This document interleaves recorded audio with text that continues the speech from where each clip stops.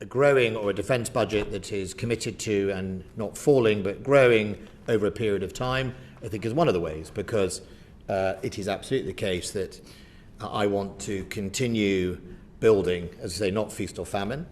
It's also why the onus is often on me and the department to make sure we come in on budget, why the budget point is really important, because, you know, if the Type 26, for example, went really over budget, history shows you end up with less ships.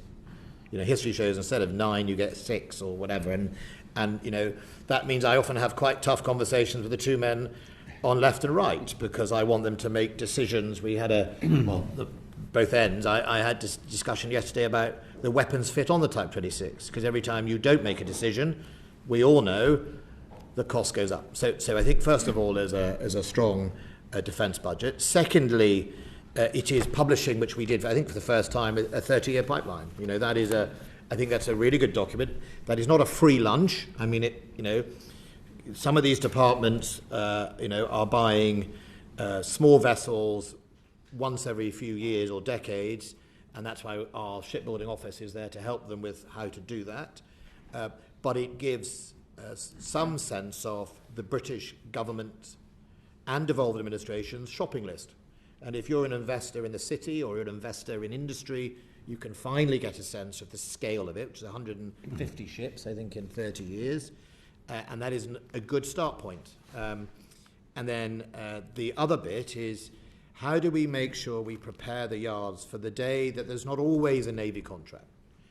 And, you know, I have to commend the Chief Executive of Babcock, the new Babcock. You know, he is, you know, I used to meet members of British Shipbuilding who didn't really want to talk about it. Thought it, you know, they wouldn't tell everyone in the city that one of the things they did was build ships. They would rather talk about their other engineering businesses. And he's been brilliant at saying, no, I'm a shipbuilder. Babcock is leading in shipbuilding. They've won contracts in Indonesia, won contracts in Qatar, won contracts in Oman, and contracts in the UK. And that atmosphere you talk about is partly driven from the top about a belief and an ambition.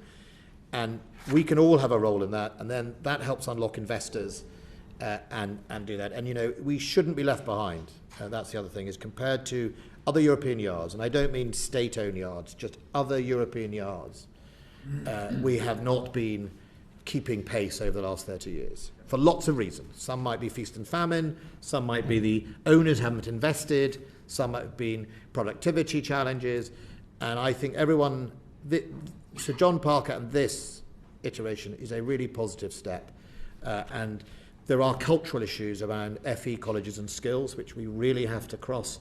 In some parts of our country, it's really positive. You know, if you're in the west of Scotland or a Lancashire MP, apprenticeships, FE colleges, they're embraced. They're part of the fabric and the culture of what we get. It's how we recruit people, it's how we grow it.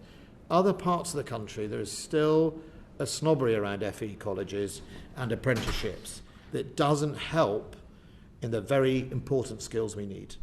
And I think, you know, it's palpable in parts of Scotland, it's embraced, and in other parts, just like the parts of England, it's not. And so I think that's some of the work we all need to do. I'm grateful for that.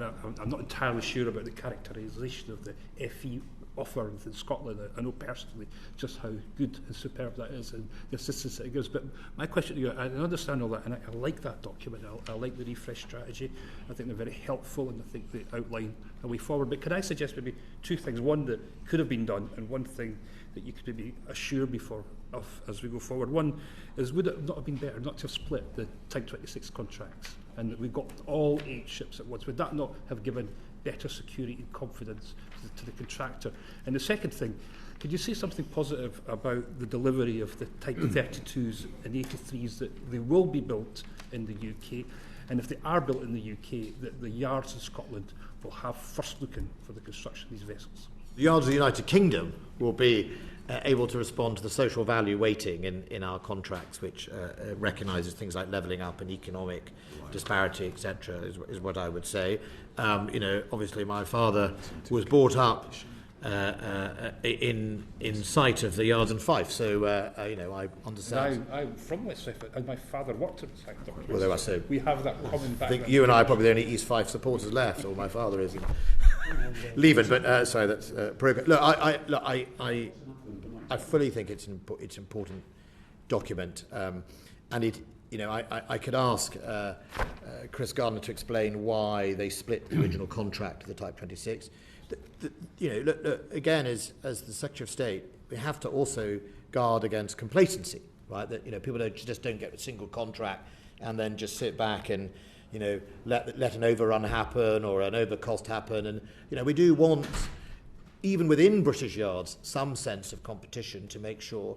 And it isn't lost on me that some of the excellent progress in Rosyth on the Type 31 already is slightly driven by a sense of competition with the Clyde shipyards about who can invest, who can modernise, who can deliver on target to set them up for the next set of contracts. And that there's no harm in that, and I think that's a good thing. And I went to see the cut steel on the Type 31 in Rosyth, and I think, as you say, if the Scottish Committee and indeed if this committee goes to visit some shipyards, it's really fascinating when you go to enough of them. How every single one has a different culture and different attitude, and that absolutely can make the difference. And the type. Well, there's a fight for my 32s and 83s. Any reassurance that they will be? Well, within they're way into the mid 2030s. If you and I are still around at that stage, they're definitely a key part of the Navy's warfight and the need to have them. And we're talking about 2030s, but we'll need to start the process towards the end of the 2020s. I'd like to hear the drumbeat in the future. The drumbeat is there, it's in the pipeline. We will need to replace the Type 45s, we'll need to replace the other ships that are currently floating around, and so far so good. Type 26, Type 31, and if the Rosyth churning out as they are, that's all good omens. The only thing I'd add was if we'd ordered all 8 ships straight away, we wouldn't have got as keen a price as we were going to get on batch 2, because building a new ship that's never been built before, when the level of risk and the level of complexity and the level of engineering isn't well understood, means that the company would understandably price in a significant margin for that. What we've got now, of course, is the evidence, good and bad, about how well the batch 1 programme is doing, and we have used that as part of our negotiations on batch 2. Thank you, and look forward to you coming to our committee in the next few months. Thank you, Pete. John. Yes, Secretary of State, so you've referenced a couple of times the work being done in support of other departments. Yet, as our colleague, the Right Honourable Member for North Durham, has been raising several times, for the border force vessels, they bypassed British yards and went straight to a Dutch provider. Was that helpful to British shipbuilding? I don't think there's any contract being placed yet, is it? For the record, I can categorically state that is not the case. The senior responsible officer joined on the 1st of June, taking over from the interim SRO, and he is reviewing the programme and examining the procurement strategy. So I can categorically reassure the committee that is not the case. Thank you very much. Thank you, John. Richard. Secretary, good afternoon, and gentlemen, good afternoon. It's always a pleasure to see members of the Royal Navy. As my father and grandfather continually reminded me, you are members of the senior service. And as a former Guards officer, we didn't quite rate that highly. But anyway, very nice to see you all. Can I read the question and then perhaps just go into raise a couple of points that I've got from the information I've had that perhaps Secretary of State and others can comment on. The question is, the work in the pipeline is concentrated in the early decades.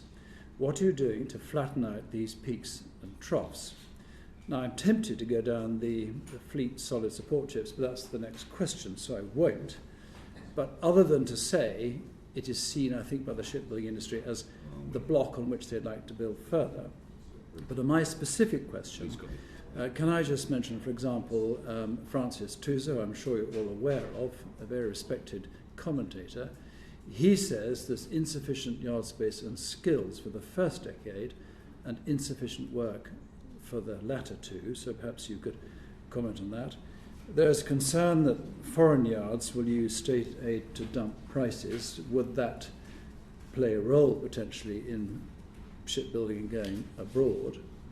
And several people have commented there are no guarantees that all vessels, despite the fact there are many in the pipeline, will be built in the UK. And I think, Secretary of State, you've already hinted that might be the case, and not all guarantee. That depends on the size of the yard, the ability of it to do the work, and of course the skills, which are so important. So, based on my question, and there's one or two little... Oh, and the final point, that exports, if they are, and as we know, some of our vessels will be exported, the view there is that will help with the peak and troughs. Where do you see that fitting in? Well, so on the peaks and troughs, I mean, I think on the Navy pipeline, depending on the guarantees of the budgets in the long-term future, the Type 31, Type 32s, the Type 83s, all of those are, and actually the replacement of Albion and Bulwark, the amphibious assault ships, towards the end of the decade, all of those are, a pipeline that goes well into the 2030s as well. So both decades are fairly well catered for in the purely Navy space. I think Admiral Rex could probably talk about if he agrees with the peaks and troughs in that thing. I'm glad you brought out the issue about yard space, because it is not always the case that you choose not to build or construct or part build abroad because you don't want to do it in a British yard. It's sometimes because at that moment in time either the British yards haven't bid, or indeed there isn't actually any capacity in that yard. So, for example, Scotstoun and Govan will not have much capacity, if at all, in the next 10 years, because it is building the Type 26. When HMS Glasgow sails up the Clyde, hopefully sooner rather than later, she will go to Scotstoun. The second ship is already starting to be constructed, and third, Rosyth does have space at the moment. But all of those are it is absolutely the case. But and I agree with you. What we're trying to do is stop feast and famine. But it would be a lovely problem to have that all the yards are full for very mere time. The second part of that is the skills question, and I think if I could ask Admiral Cox on the skills thing, because it's a really good piece of work we're doing. It was really telling when I went to the southwest of England. 19,000 jobs in the maritime industry in the southwest, ranging from Sunseeker, Princess Yachts, all the way through to A&P and yards in Falmouth and Pendennis and Appledore. Huge amounts of people in the whole industry, from building a metal box to actually carpets and furniture for super yachts, all of those sort of things. Really good industry. But my point about the FE colleges was, you start to the FE colleges, and one of their challenges is getting into schools to persuade people that actually there's a great career in shipbuilding or maritime industry, let's call it, and some schools being less keen to allow FE colleges to come and advertise their wares, and much more keen to divert them to a higher education somewhere else. Not always necessarily, it's not helpful to our industry, but also not necessarily the right thing. And I think that's a really interesting thing. Can I ask Admiral Cox on that, first of all? Certainly, sir. So that's exactly what we need to get after, and that's exactly what the United Kingdom Shipbuilding Skills Task Force is designed to get after. They meet this week for the first time. They've got 18 months to map out what the problem is, to come up with some recommendations. But this isn't about ditching everything that's going on at the moment, because there's so much really good work on apprenticeships and on skills going around across the country by the main primes, for example. We have over 800 apprentices and graduates being employed by the shipbuilding industry at the moment, and that is growing year by year. But we need to make sure that's coordinated, because what's right for one part of the country may not be right for the rest of the United Kingdom. So we need to understand the problem and then make recommendations. And we should be under no illusions here. We're not going to solve this overnight, but we must set the conditions now, as soon as we can, to begin to address the problem. Admiral, is it your aim that if we are going to build all these ships in the UK, would that be possible, for example, by expanding port facilities and getting all the skills? Is that your long-term ambition, that to try and have a shipbuilding industry in this country that caters for everything, or is that an unachievable aim? Or are you trying to get 75%? I mean, is there a target you're trying to achieve? And is it realistic that you can actually get anywhere near? So as the Secretary of State mentioned, the National Shipbuilding Strategy Refresh sets out a 30-year pipeline of work. We think that together with commercial opportunities, that gives British yards every opportunity to compete on a like-for-like basis. But this is also about increasing productivity, investment in the yards, not just in skills, but in the infrastructure. And, procurement contracts are written in order to try and facilitate and encourage that. But the point I make to everyone I talk to about the strategy is this is a whole of enterprise approach. This is both government, it's the NSO, it's the Royal Navy, it's industry. We're all in this together, and we have a moment in time where we can change this, and we really need to grasp that. But I am very optimistic. Foreign yards dumping prices, is that going to be tempting with money short to maybe send 1 or 2 ships over to wherever it may be? Well, I just think we need to combat that, and the way we do that is through the UK Home Shipbuilding Credit Guarantee Scheme, which incentivises owners and operators to build in the United Kingdom. And we're looking forward to announcing that very shortly, and I think that will be a real fillip for the enterprise. I mean, just can you just expand, because Richard, you talk about exports. So part of the sort of paraphernalia we put in place is obviously the Maritime Capability Campaign Office to try and win exports. And this is the balance, which I know, colleagues are keen often on the total UK build model. We are trying to develop a shipbuilding industry that exports, right, as it does. That is important. We are in competitions in Poland, we're in competitions in Greece. We've sold the Type 31 design and more than that to Indonesia, who I think are building 2 ships to begin with. From that, the Type 26 in Canada and Australia, one of the biggest shipbuilding products. All of that is partly because we are an open economy. I mean, if we shut the doors, don't be surprised if there is a reciprocal response. And all shipbuilding industries need to maintain some form of export market. That's just really important to do so. There will be more competitions coming up. Norway and the anti-submarine type vessel frigate it will be coming up, and so we need to be in that business. But what really struck me going around all those different yards is how some yards are ready for the future and some aren't. And so what we have done, which I think is really good through to improve the shipbuilding enterprise for growth, is started a program called Shipyard for the Future. Because I'm conscious that in Europe there are some totally private owned companies. You see super yacht after super yacht being churned out of German and Dutch, there's no state dumping there, churned out of these yards. And I remember saying, I went to one yard, I won't mention what it was, and I said to them, what would I expect if I walked into the German yard? What would it look like? What's the difference? What's the difference in machinery? So we've started a program for Shipyards of the Future. And that will set out what we think, and we would hopefully, sometimes when replacing a Navy contract, expect the yard to invest in. What the management, if you want our contract for £2 billion worth of ships, we expect you to invest in these things that your competitors have and you don't have, and make the management work a bit harder for the long-term future of their yard as well. Because, we have a productivity challenge, that is a fact. We also had a competitive problem, some of which we have changed by those export credit guarantees and home. We did a productivity study, and one of the things our competitors had in Europe was access to export finance and domestic export home finance. We've done both of those, which I think is why we've now seen a number of foreign yards buying or investing in British yards. So Darman has invested in, I think, in a site. I don't know if the Isle of Wight, have they done that yet? Not done yet. Not supposed to. Well, anyhow, they're looking at certain yards. OCF France. OCF France, sorry. So foreign yards are looking at now investing in Britain, in the infrastructure of British yards, in order to potentially win either contracts or because they see a capacity opportunity. So I think it's looking positive. And then, there was definitely people were discouraged from building ships in British yards through the lack of a home guarantee scheme for the financing. It seemed to be odd that you could get some infrastructure support, but when it came to a ship, you couldn't. So we fixed that as well, and I'm really looking forward to that. Okay, yeah. Richard, that okay? Yeah. Thank you, Richard. John, Dave, did you want to quickly come in this yes, one? Yes, I did. Yep. Thank you. Just 2 very quick points, Secretary of State. One is on a point you were making just a second ago about the productivity that you see exhibited in foreign yards.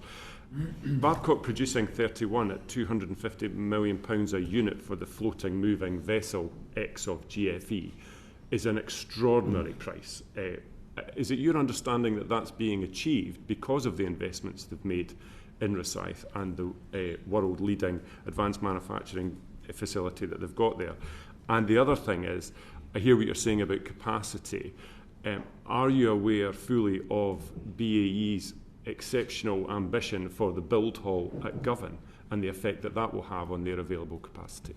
Yeah, look, I mean, getting back to my point about Rosyth and the Clyde, the Babcock leadership came along, invested in the build hall, and got on with it and said, if we can build these ships inside, we can increase our productivity, we don't have to stop when it's bad weather and everything else.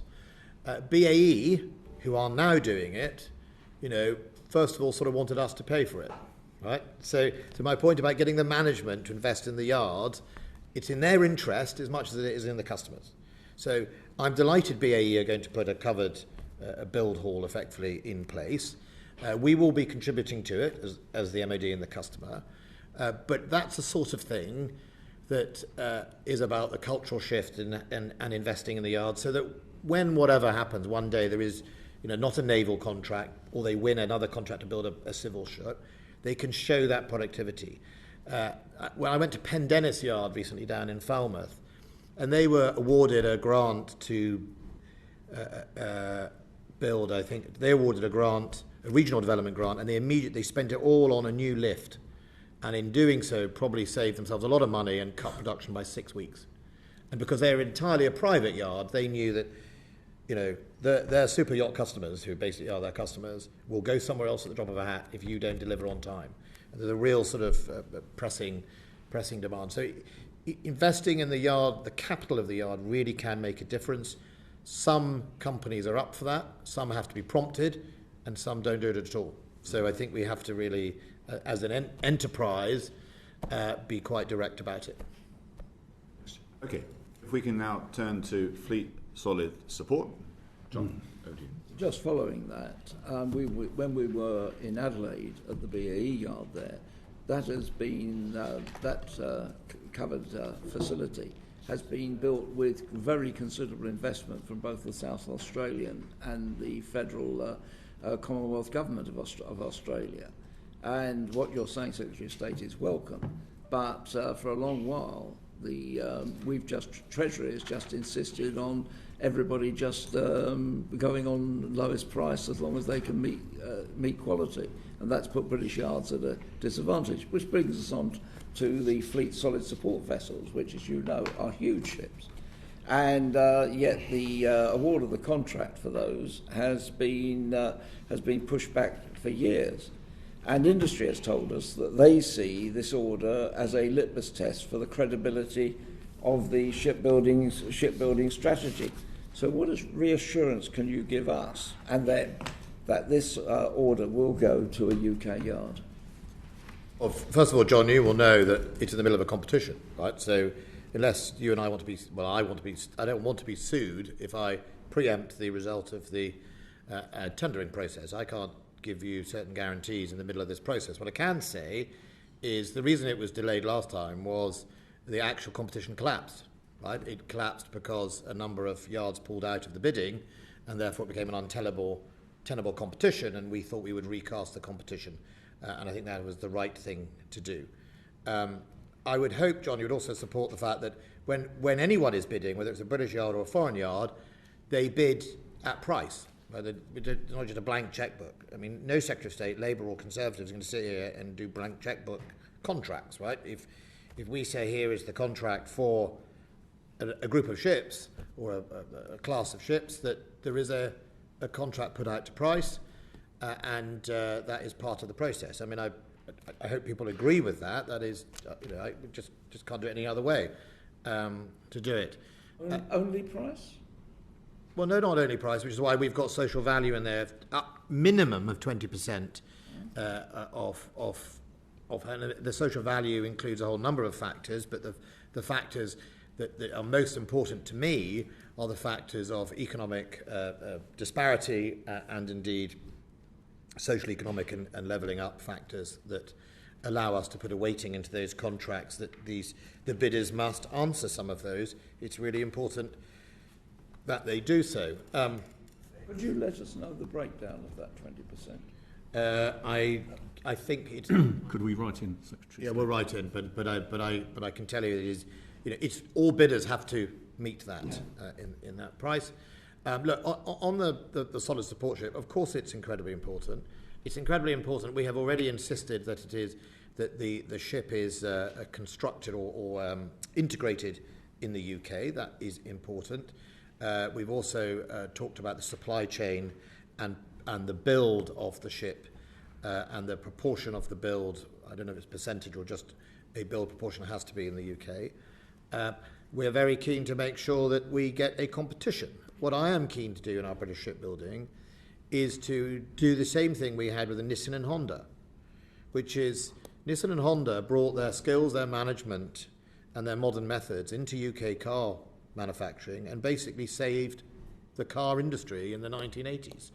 And no one's looked back on that. I mean, I think the Sunderland factory is the most productive car factory in Europe, if I'm not mistaken. So we need to sometimes access the winning formula some of the other yards have had, and that's important. And, we can't purely rely on the permanent, as I've talked about earlier, I want to access leverage on skills, on productivity, on investment and capital investment in yards. That's really important to make sure we produce the best yards in the world. And I think we can do that. But if we pull up the drawbridge, I don't think we'll get there. Because we pulled up the drawbridge for the last 50 years, John, and our productivity is well behind European yards in both cost and time, which is why we're not winning enough private contracts. And partly also because of feast and famine. But you... Feast and famine of public. There's plenty of private yards, John, in Europe who are not based on public contracts, who are still winning more bids than we are. And I don't think that's satisfactory, John. They get government subsidy in many cases. Not all of them. But you talked about integrating. Look, I could say, well, look, I integrate my piece of IKEA furniture by just putting a few bolts in.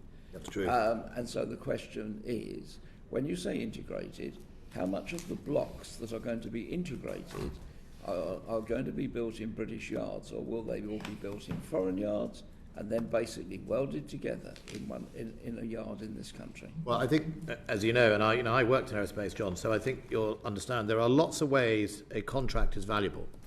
So, Govan and Scotston, probably the most valuable part of the contract of Type 26 is actually Scotston, where we put on radars and sensors and steering gears and engines and Britain sometimes leads the world in other things other than just the metal box. It leads the world in the integration, in the weapon systems, in the electronic warfare. Talking about a support ship, which is not going to, it will have some of that, but not primarily. Will those blocks for those ships, will they be built in British yards and just, or will they be built in foreign yards and just welded together? I can tell you, I'll ask Admiral Cox to tell you about the extent to which we can in the middle of a competition, which we are in. But when the competition is decided, we can answer many of those questions for you. But fundamentally, the vast proportion of that ship project, whether it is build or integration or supply chain, majority of it will be UK. How much? 100%, 60%, 70%? I think we will see what the bidders are putting in. But it is important, as I've said earlier, that we are trying to access both export markets and productivity investments into yards. So, for example, John, if a British bid said, I'd like your contract, but I'm not going to invest in the capital of the yard, and a foreign bid said, we'll invest in some of your British yards, but some of the build will be in our country, which would you accept? The one that doesn't want to put any investment in machinery and capital, or the one that does want to improve your yard at the same time?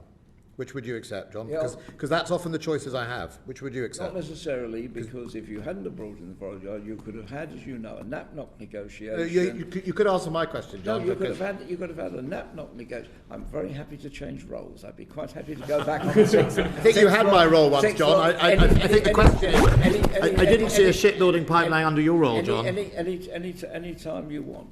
But essentially, I think what industry, both the workforce and the companies are looking for, because you talk about exports, one of the key questions if you're trying to export is, if you're not good enough for the Royal Navy or the British Army or the Royal Air Force, you're not good enough for us.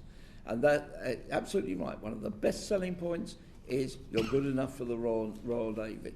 And industry, this committee, and the workforce do not understand this prejudice against British yards, which no other major naval power undertakes. France and Italy are giving orders, and we used to have loads of excuses about EU regulations. Now we're told it's WTO regulations. It's garbage.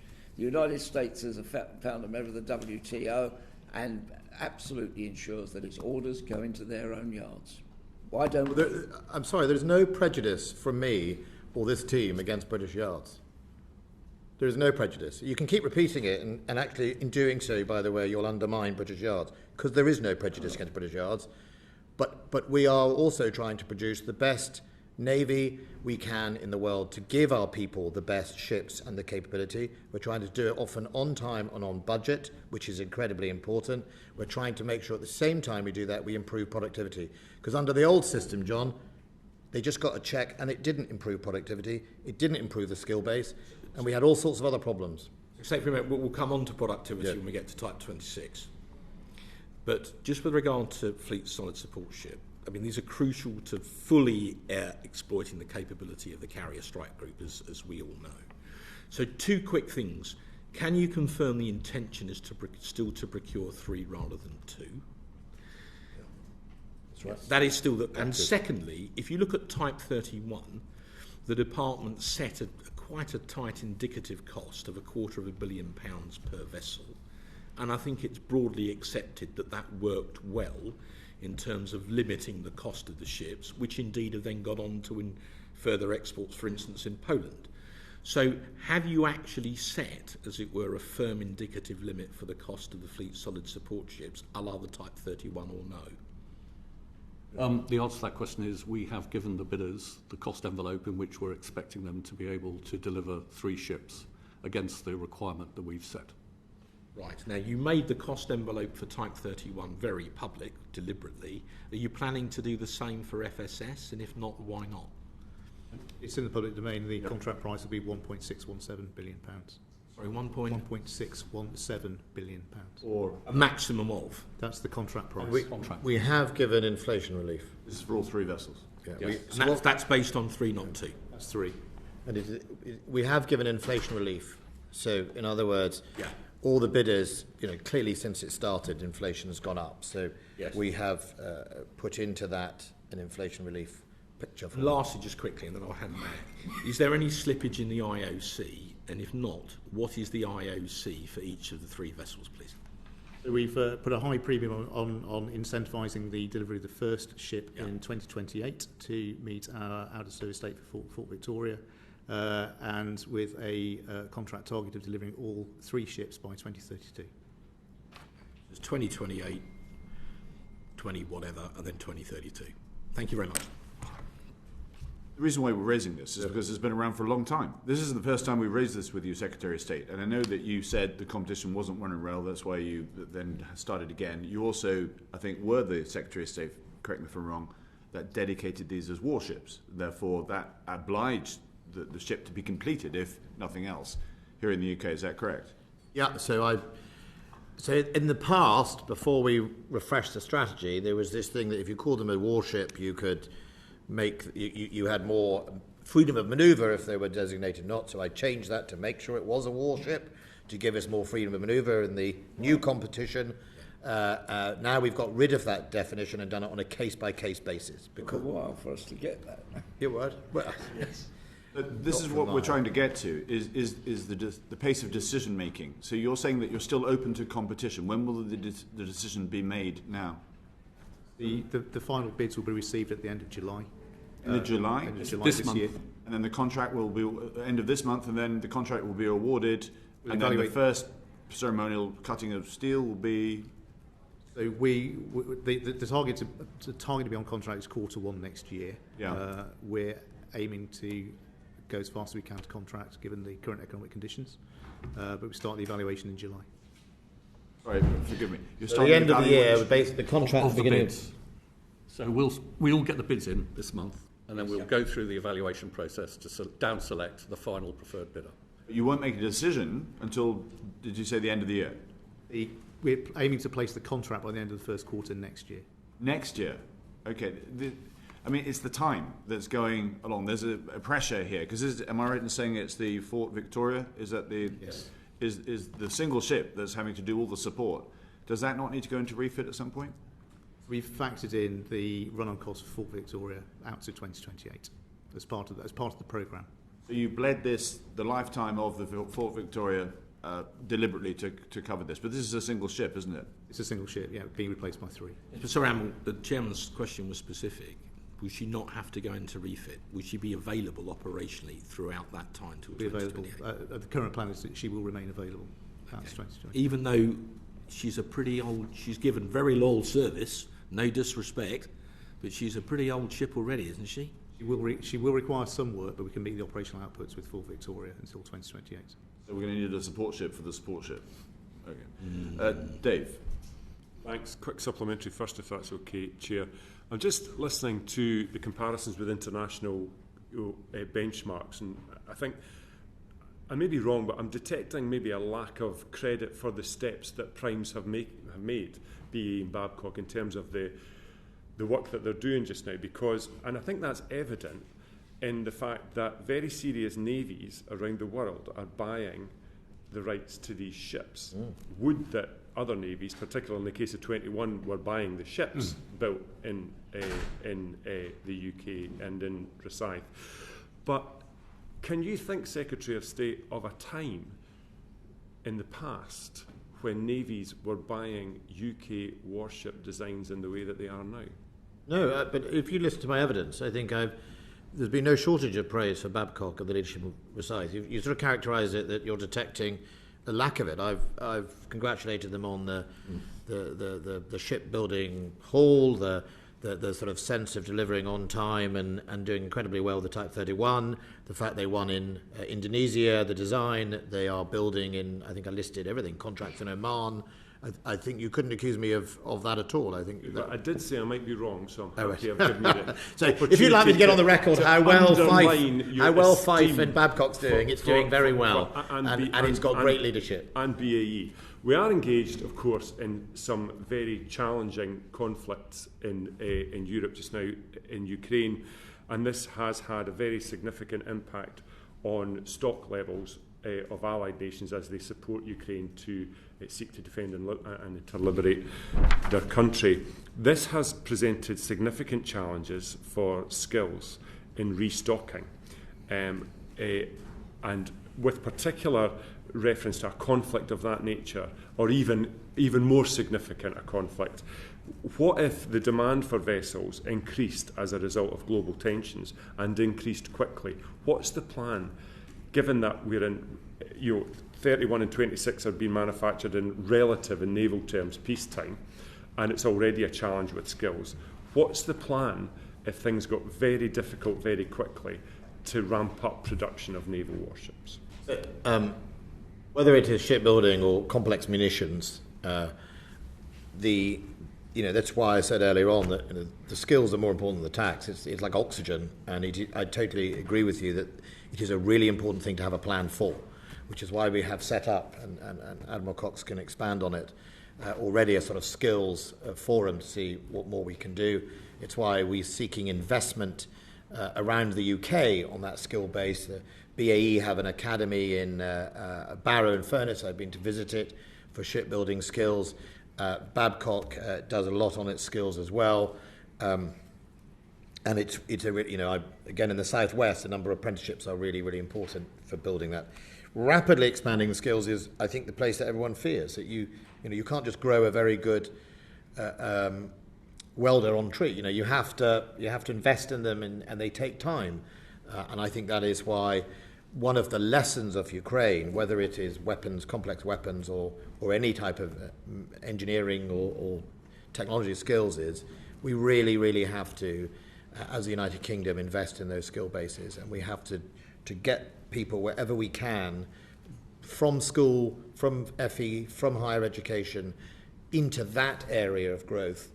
I was hearing today about how Amazon in many parts of the country have effectively sucked up lots and lots of other skills or other jobs, and caused actually quite big challenges, because locally lots of people are opting for the sort of Amazon a massive distribution centre, and in doing so, you know, the battle over scarce young people and resources is greater. And I think that is a challenge for us all about how we're going to encourage people to go in what I would say are the skill bases that really build the difference for the long term: STEMs, cyber, IT, engineering skills. That is so important.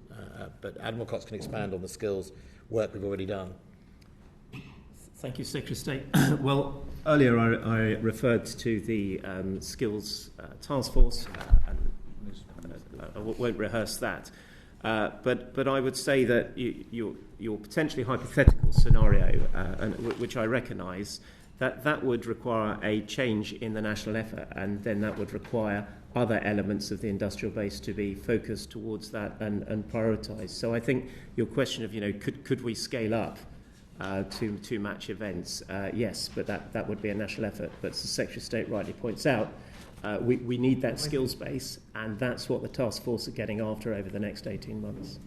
Okay, and sorry, there's a second part to that, Chair, and it's about, you know, and I say this in the backdrop of FSS because some of us find the enduring term of significant UK content difficult as opposed to total UK content, accepting, of course, that the engines will almost certainly come from somewhere else, the gearboxes might come from somewhere else, but the actual shipbuilding part of it, many of us believe, should be entirely on these islands. And perhaps if there was greater synergy between yards in the United Kingdom on these islands, already there wouldn't be even a conversation about building blocks abroad and having them welded up together in yards in the UK. So what does the strategy do to facilitate greater synergy between Scottish yards, where centres of excellence for this element of shipbuilding and that element of shipbuilding, blocks and final construction and all the rest of it, where is that synergy that defies changes in government and defies constitutional changes and defies whatever threat that we face? Where is that synergy being encouraged? So the Shipbuilding Enterprise for Growth, which I co-chair with the President of the Society of Maritime Industries, Mr. John Howie, we are getting after two task and finish groups. One the Secretary of State mentioned earlier, which was the Shipyard of the Future, and the second is Centres of Excellence. And we're working really closely with industry and many colleagues in Scotland, as well as across the rest of the United Kingdom, to define what those centres of excellence could look like, how they could dovetail with the shipyard of the future to make the shipbuilding enterprise better. So I entirely recognise your question, and absolutely we are determined to get after that. And just on that skills element, Secretary of State, when the committee went to both Scottish yards, we heard evidence from people who worked there about, you know, when you take in apprentices, there's a tendency to get the very best candidates that you can, and why wouldn't you do that? But the maybe unintended consequence of that is that people then ping pong up the career progression, which is great, and if that's what they want to do, and that's fine, but it does leave you with a constant cycle of renewal at the skills end on the shop floor, where you're plating and welding and all the rest of it. Do you think we need to have an intelligence-led sort of step change to, let's maybe have a kind of dual stream recruitment process for apprentices, where we have those who are pursuing a career that might go somewhere, and we have others who are looking for a vocation which might go somewhere, but also might stay on the shop floor for 35 or 40 years. So I can only tell you my experience from Lancashire, my part of the world, where obviously you've got BAE Aerospace, and then I'm only live about an hour and a half from Barrow, is that I think part of that is in the gift of the employer and the sort of regional educational piece, because in Lancashire, BAE manage that very well because they have so many ways into their shop floor and so many ways of so many different type of apprenticeships. So there's a healthy group of, you know, skilled workers, semi-skilled, degree-led apprenticeship in a very sort of healthy way, and I think that's actually the credit of BAE rather than any government or whatever. And I think that is something in one sense to reflect in this inquiry to the employers, to ask them about that, because I don't disagree.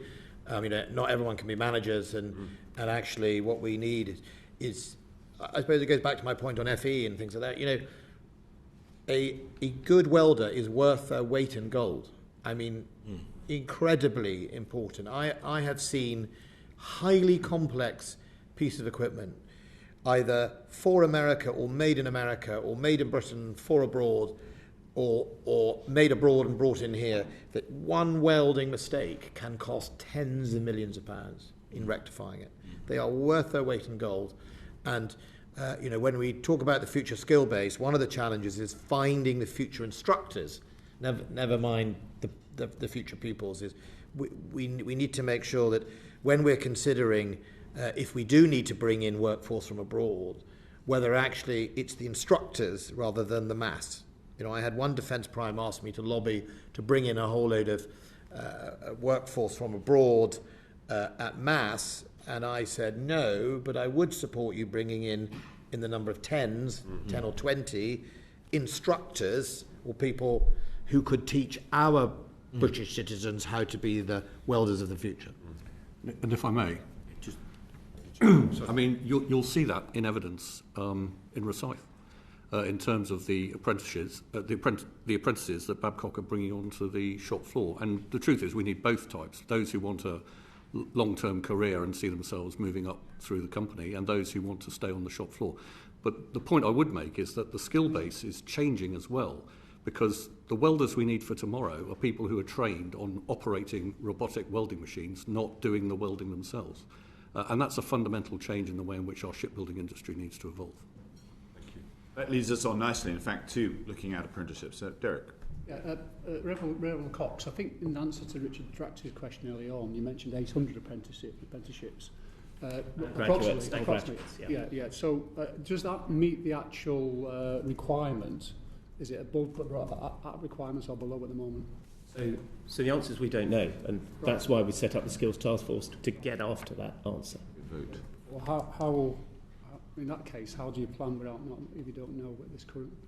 The Skills Task Force, I get that, but so the Skills Task Force. Why has this not been done before? It's at 7 o'clock. It's in the standing. Well, work has been done by various primes, but it's not necessarily been coherent or coordinated on a national basis, and that's what the task force is at. And through their visits, they will be visiting shipyards, the supply chain, FE colleges, and using the experience of the task force who've been carefully selected for that experience to map this out. There's no debate. So have you got any sort of data or information on the retention of apprenticeships then?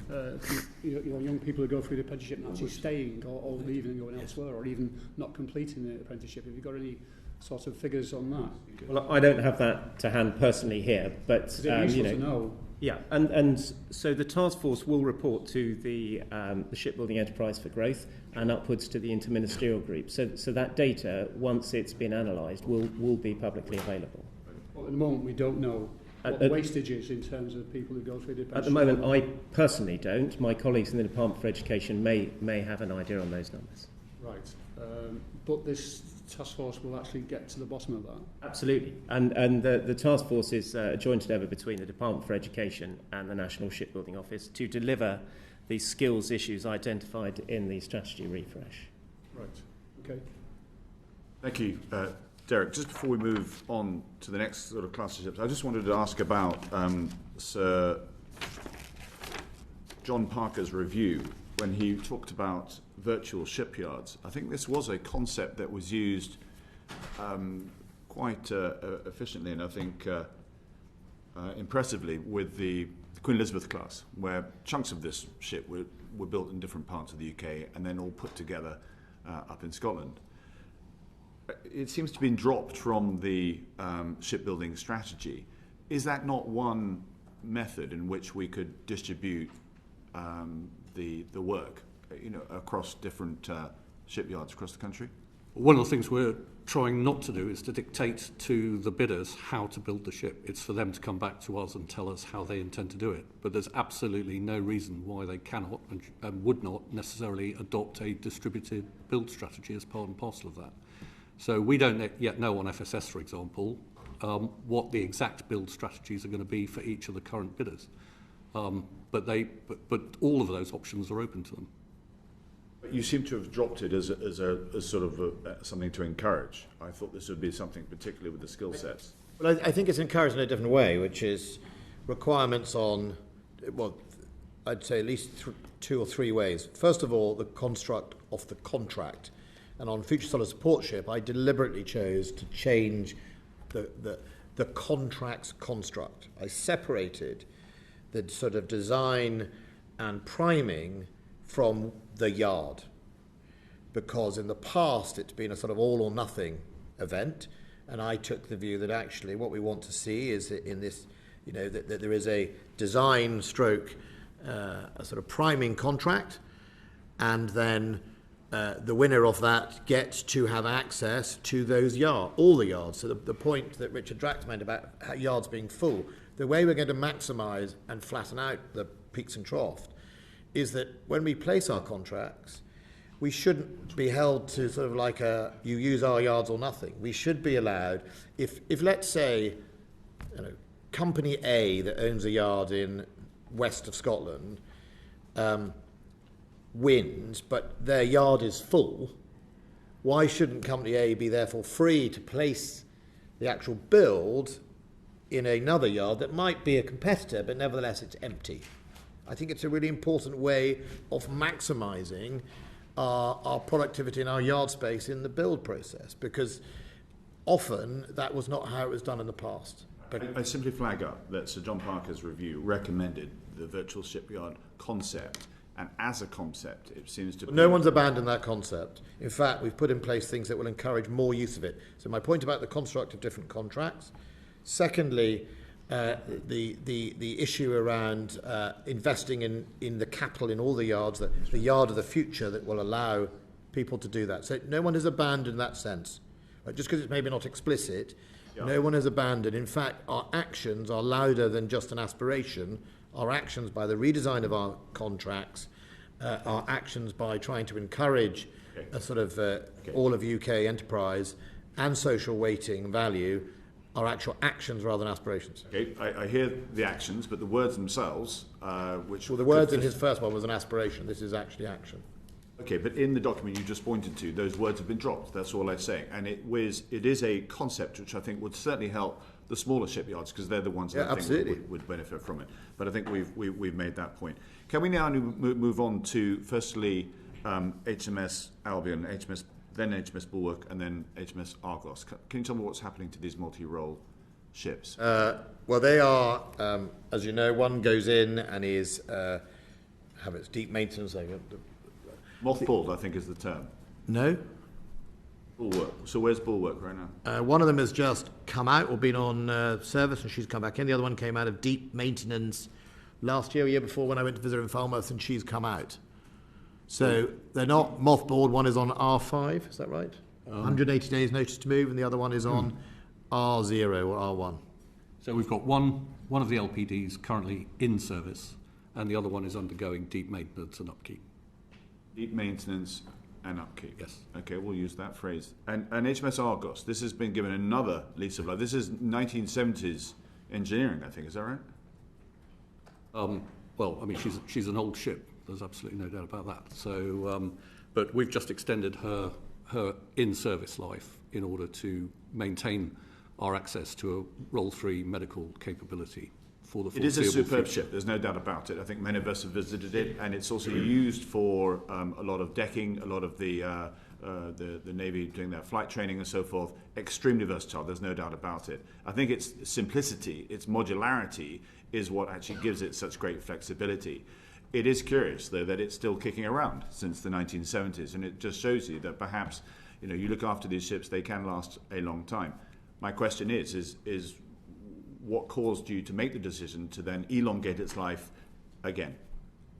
Well, so maybe I could just talk about the LPDs So, as you know, the Future Commander Force is redesigning itself to have a Future Commander Force North and Future Commander Force South, which will require effectively 2 LPDs.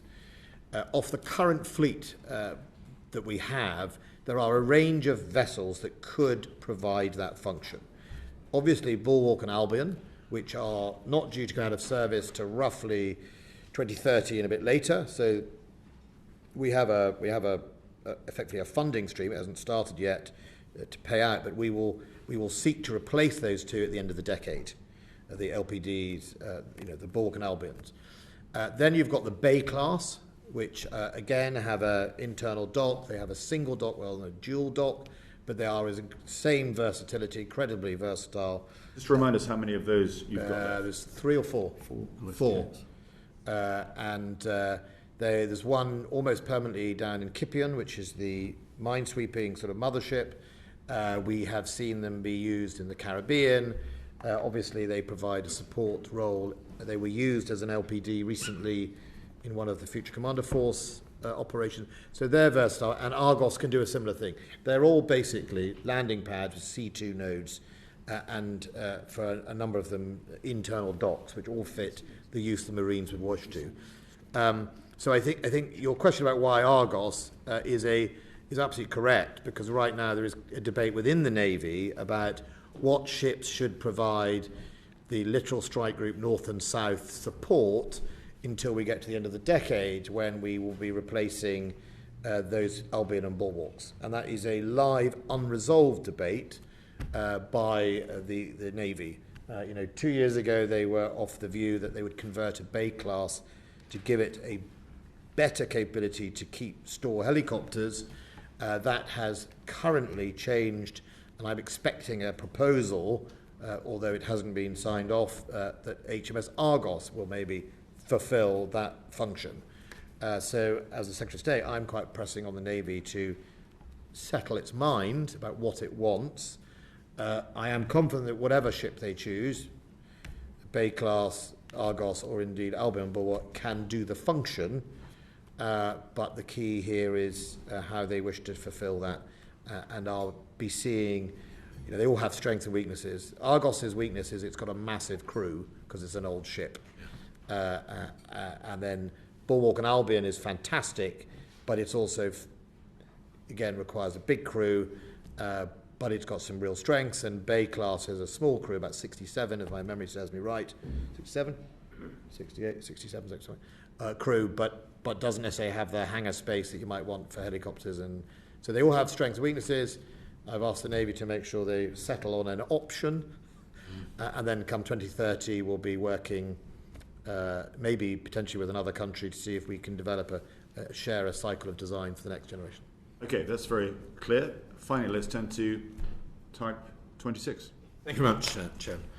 Secretary of State, for many years the Royal Navy has had a surface escort force of 19 frigates and destroyers. The Type 23 HMS Monmouth retired in the summer of last year, so that takes us down to 18. And the Type 23 HMS Montrose will retire in the summer of 2023, so that takes us down to 17. So that leaves us something of an escort gap until the Type 31s come in, I believe in 2027. This committee's been told that this juggling of escort numbers is akin to alchemy. I think we regard it as fool's gold. Why are we down, or will we next year be down to 17 frigates and destroyers, and then have to wait another 4 years before we go back up? Okay, so the good news is we are committed to funding to go above that, by whatever it is, 2028, start going up 28, 30. So the government has committed to funding the replacements and getting online. I think, as you say, there is a dip that clearly takes place in the middle of the decade, really, before we can start, generating out. One of the ways we've sought to solve that, I don't think is alchemy, is better availability. So while I recognise you can't have one hull in two places, you can actually have a ship more at sea than it used to be, because availability is just as important as location sometimes, if your ship can be. And so we have seen very significant improvements in availability of our ships. Montrose is an interesting example where we forward based the ship and we are rotating the crews through, and that actually has been better for its availability. because she's no longer spending X number of weeks just going back to the Britain and changing over, etc. But in war, Secretary of State, Yeah. in war, and it's not fantasy to talk about a general conflagration now. The Chief of the General Staff was talking about mobilising the British Army at Russia last week in order to deter a war. We might come on to whether or not the First Sea Lord plans to mobilise the Royal Navy. All your ships need to be available, and there is no reserve. The Royal Navy has no war reserve of surface escorts. You have to fight with what you've got. As they say in the jargon, you'd have to fight tonight. So aren't you concerned that we'd have fewer ships with which to fight? Well, so let me put it another way. It has been for a very, very long time that we haven't had the availability we're going to have now. So you say all our ships have been available. All our ships have not been available for decades. We know that. So even if availability is part of the premium, that's gone up. So the number of days at sea. But if hulls in the water, but it's got to be hulls in the water that are available. The stuff we've been doing in rectifying the Type 45 is a really good example. All very well having £6 billion ships on paper, if 3 or 4 of them were wrapped in bubble wrap, not going anywhere, it was totally pointless. Secretary of State, not a single ship has come out of PIP. The first Type 45 to go in has been in there for 2 years. Wallace is out. She's doing well, very well. No, sir, she hasn't rejoined the fleet. She's still doing trials. So she's been out of action for 2 years. Yeah. Right. Let's still have been out of action for 10 years. Secretary of State, it's to your credit that you've accelerated PIP from 1 ship to 2, so you're doing them in parallel. But there's still not a lot of point having a £1 billion air defence destroyer tied up alongside, because if you drive her too fast in more water, she breaks. Let's stick with Type 31. We visited Babcock and we visited Rosyth at Rosyth, and we then went on to Scottstoun at Glasgow as a committee. So we saw HMS Venture, the first of class of the Type 31, in the very early stages of build. She comes in 2027. In the meantime, the Type 23s, which have given loyal service, they've been the workhorses of the fleet for decades, are very old. The most modern, HMS St Albans, was commissioned 20 years ago. The oldest, HMS Norfolk, was commissioned 32 years ago. These ships are tired and they're increasingly expensive to keep in service. How can you be confident that we can continue to maintain their availability when the first replacement, Venturer, doesn't enter service for another 5 years? So you're absolutely right. Thank you very much. Wadsworth, that the ships are old, they are obsolescent, and they are suffering from a degraded material state, which is why we're having to spend a significant amount of money on maintaining and extending their lives. Now, what we've done is You said obsolescent. They are suffering from obsolescence. So if we had to fight the Russians next week, would you want to go to war in an obsolescent warship? I didn't say the ships were obsolescent. I said that they are suffering from obsolescence in terms of the equipment that because of the age of the equipment that is in the ships. That's sophist. Sorry, could you just explain Explain the difference between a ship being obsolescent and the equipment they use being obsolescent? Surely that makes the ship obsolescent. So my point is fundamentally that we can still get the operational outputs we need out of the platforms as currently configured, but it is the maintenance of those platforms that is suffering from increasing obsolescence challenges because we just find it harder to source the spare parts for them. Yes, and when they go into refit, they take longer and longer to come out. Because it's analogous to taking an old car to a garage, and you have to work harder every year to get it through its MOT. I know Secretary of State understands this. So, okay, that's the problem with Type 23 availability. And there is no war reserve. You've got the R&R, but in terms of warships, there's no war reserve. You can only fight with those ships that you have, and it takes at least, far too long, too many years to build a complex warship. Let's come on to that. We also went to Scottstoun and Glasgow and visited the Type 26 in construction, HMS Glasgow. Make no mistakes, the design is world-beating, and that's why we sold it to Australia and to Canada. She will, when she's in service, be the absolute peer anti-submarine warfare frigate in the world. I think there's little argument about that.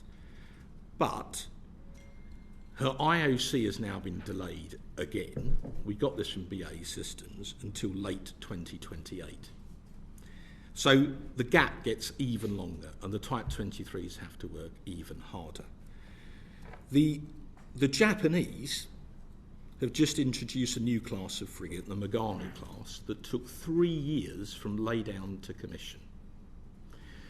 It's taking BAE Systems 11 years to build and commission a warship. Why can the Japanese build a modern complex warship 3.5 times, nearly 4 times faster than BAE Systems at Glasgow? Who wants to take that one? I will. Okay. I mean, it goes back to the points we've been making about the productive utilisation of the yards in which we are building our ships. Is that a euphemism for saying they're not very good at building very quickly? I'm saying that there is a need for significant investment in the yards in order to increase the rate of productive utility that we can get out of the yards themselves. And you see a world-class frigate factory now being built, having been built in Rosyth on the back of £60 million worth of joint investment in infrastructure and facilities that is going to be churning out the Type 31 in a decent time. We went to Glasgow. We were shown the old Victorian shed where their new Quotes frigate factory is going to be built. We've been hearing about this factory for years, and apparently we were told it's all held up because it has a unique Victorian roof, and someone in Scotland has objected to that on heritage grounds. I'm sure Vladimir Putin is killing himself laughing. So I put it to you again, why does it take 11 years to build a modern frigate? And why has it slipped by 1 more year, and now it's over a decade? You're the man in charge of this, so what's the answer? So in terms of why HMS Glasgow has slipped, there are fundamentally 3 root causes to that, to the problem. The first of those is COVID. The second is the fact that... Sorry, COVID affected Japan, and they still done it in 3 years. Did the Japanese not get COVID? I have no idea how they managed the COVID challenge in Japan in terms of... They did it somehow, and they're knocking them out. The Mayor class, which are their Aegis-capable destroyers, 3 years start to finish. The Japanese, are they immune from COVID? I didn't say they were immune from COVID. Well, OK, so that excuse, I'm sorry, the Japanese managed to get round it. What's your other 2?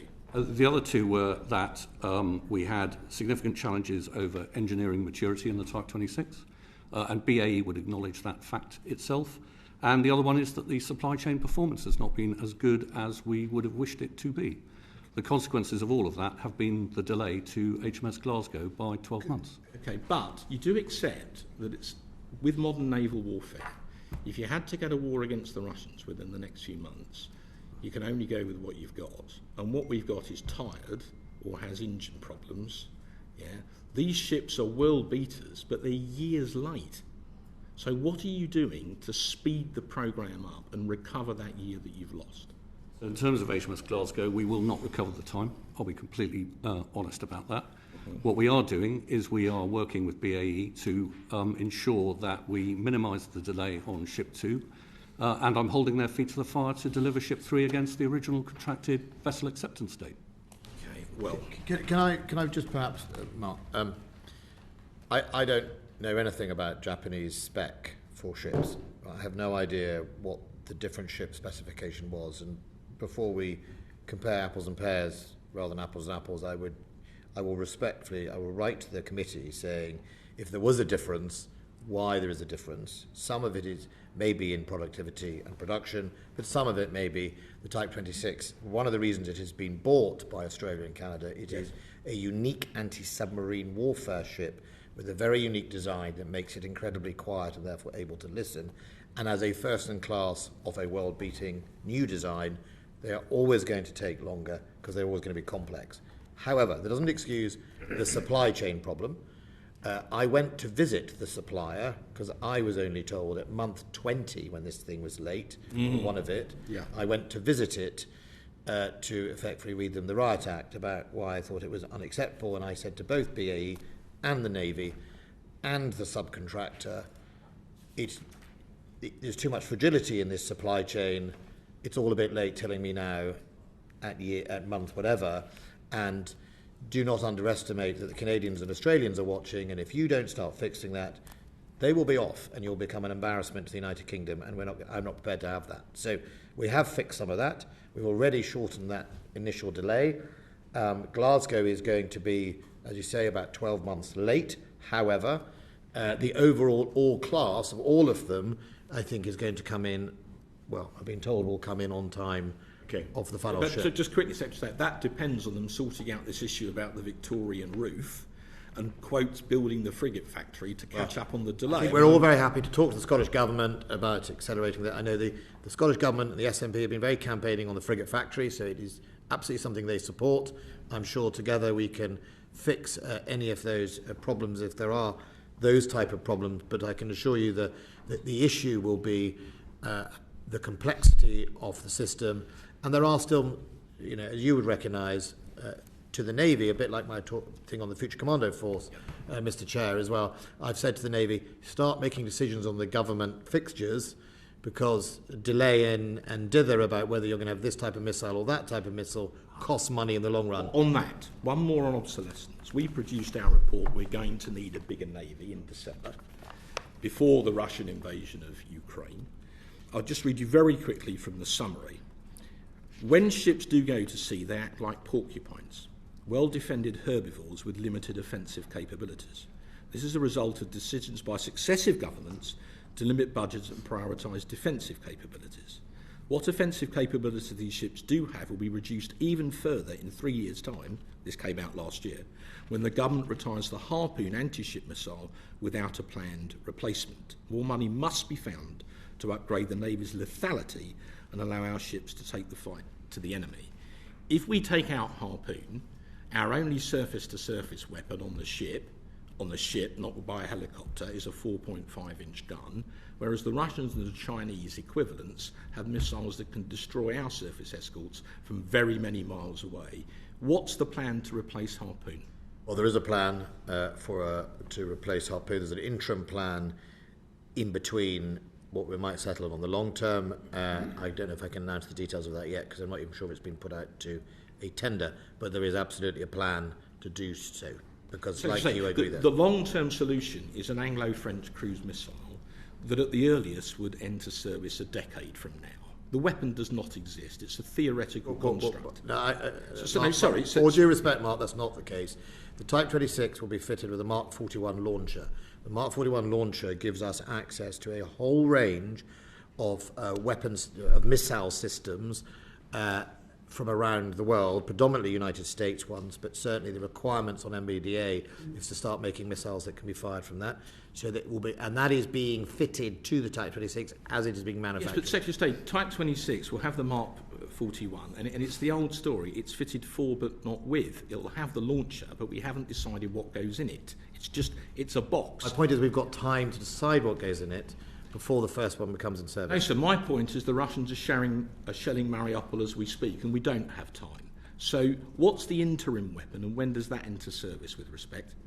Well, I can't. I don't think I can. I don't know whether it's been contracted. So I'll be slightly careful. But we have, the Navy have decided on an interim weapon, and I think we have to. We're in negotiation now, so it'd be inappropriate. Lastly, the Chief of the General Staff said at Rusi very powerfully, he's going to mobilise the army to deter war with Russia.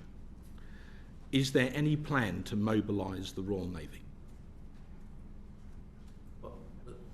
The Chief of the General Staff's definition of mobilising the army is to make it ready and focused on the threat of Russia.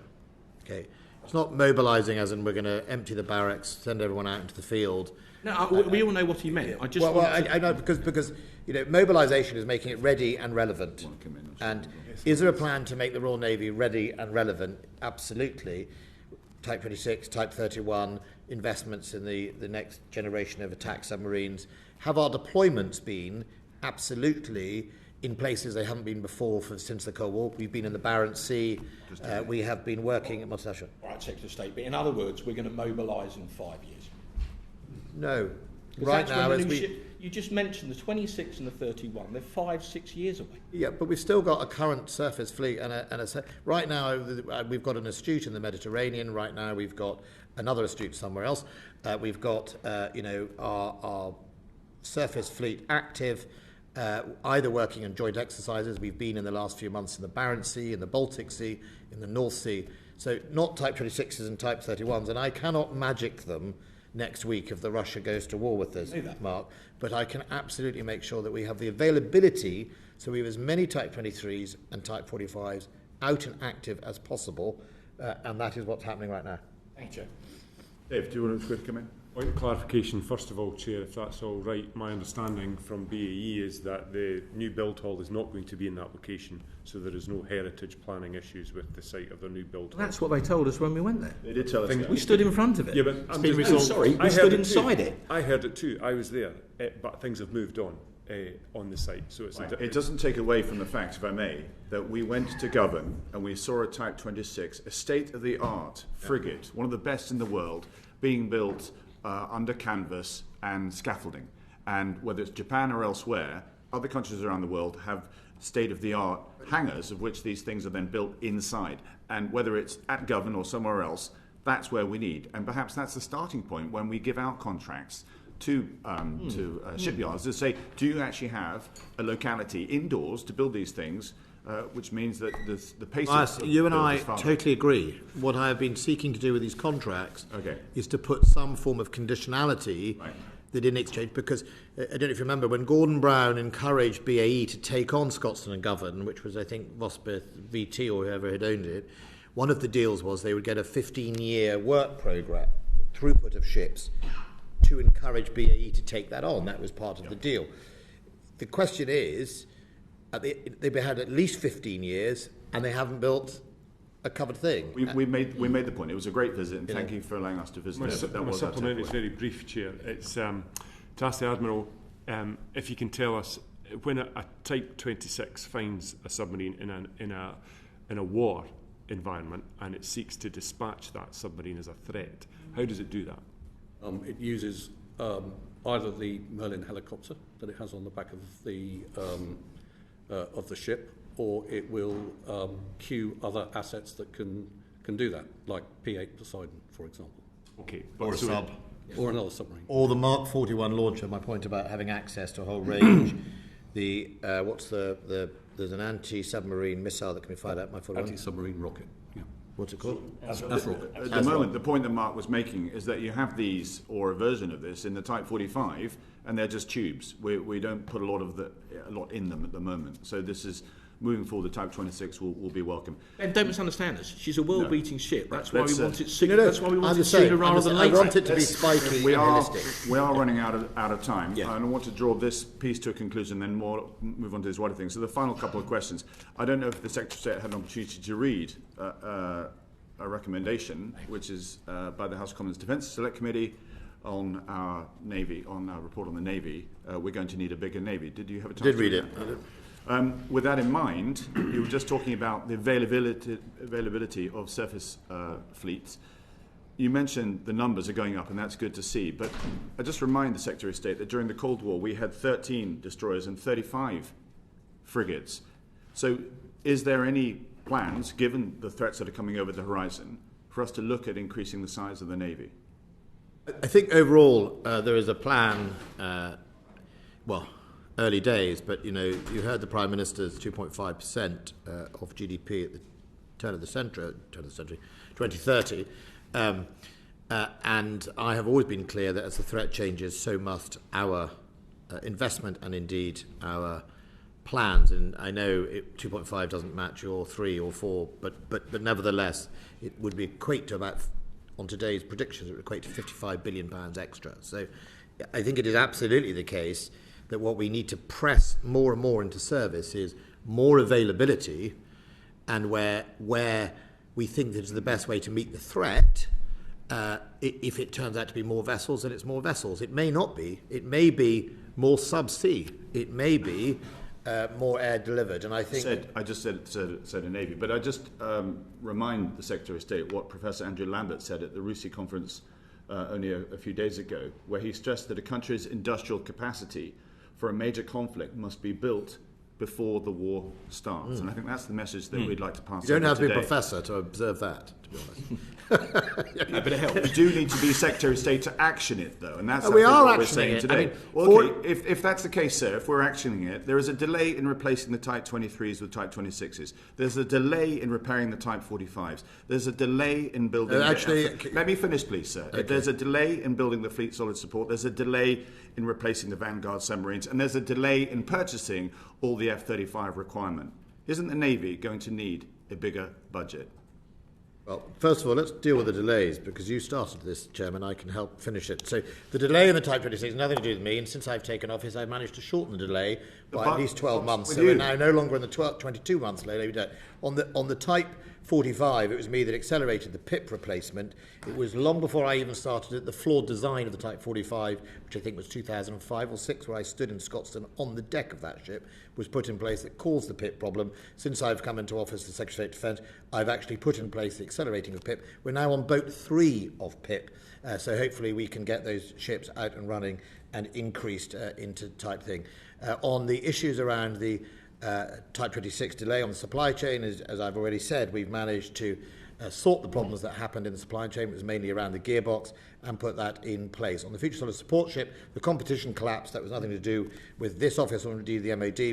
When the bidders withdrew, I took immediate steps to de-spec the actual thing from having a 6-ton lift to a 3-ton lift, which was a standard off-the-shelf lift, which meant it was both affordable and able to be delivered on time. So I'm pretty confident that the Future Solid Support Ship will be delivering the capacity we need, and as you rightly point out, HMS Victoria is a very well-versed ship. And on top of that, I think you'll find when we provide the committee with the details, availability of our ships, of the ships we have, are at the highest availability we've probably had for the last 15 to 20 years, which I think means more ships at sea at the same time dealing with the threat. I can't do anything about accelerating ships in build immediately, and I can't do anything about the emerging threat of Russia, given that most people have underplayed Russia's threat for far too long, and that is not just across this country, it's across the whole of NATO, including the United States, who are finding they have also the stockpile problems. Well, to be fair, Secretary of State, sorry, that needs an answer. A year ago, in a report on armoured vehicles, which you may well recall, we said if you matched a British division against a peer division, and then we said, let's not talk in euphemisms, we mean Russia. So this committee, one way or another, has been warning about the Russian threat for quite some time. Okay, we are running... I disagree with you on that. We've got a lot more questions to get through. We are running out. Dave, did you got a very short one? Just a very quick one. We've got the new medium lift helicopter programme, which I think has just been launched.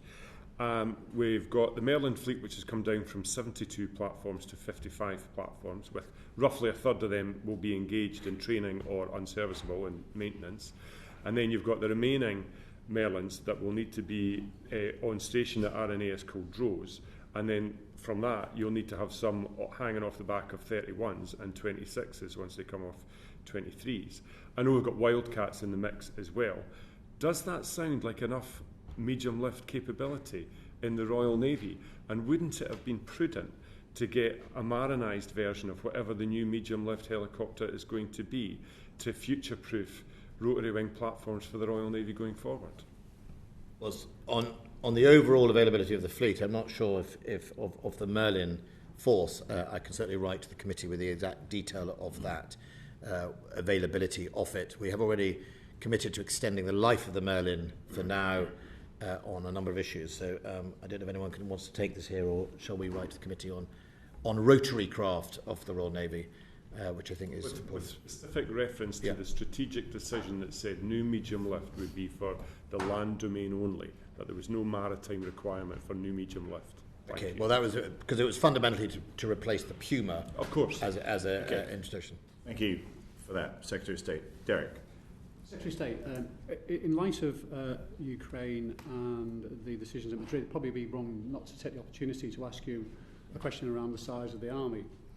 So can I ask you the first question? Do you and the Prime Minister both agree that there's no need to stop the reductions planned in the army and increase the size of the army?